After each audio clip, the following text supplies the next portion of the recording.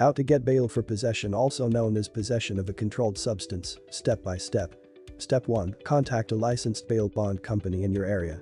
The top bail bond companies are open 24/7 and are always available in times of need. An excellent bail bond company will be well versed in helping you obtain a bail bond for a possession charge. Step 2. Bail costs for defendants suspected of possession vary depending on several factors, including the state and location of the charge, the circumstances of the charge, prior offenses, and additional factors. Step 3. Consult with and then contract with a bail company that can secure your release from custody. We hope that this information about bail was helpful to you. Aladdin Bail Bonds. Bigger because we're better. We get you out. We get you through it.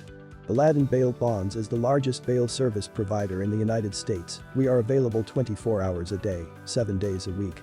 Visit AladdinBailBonds.com or call 800-300-2245, 800-300-BAIL.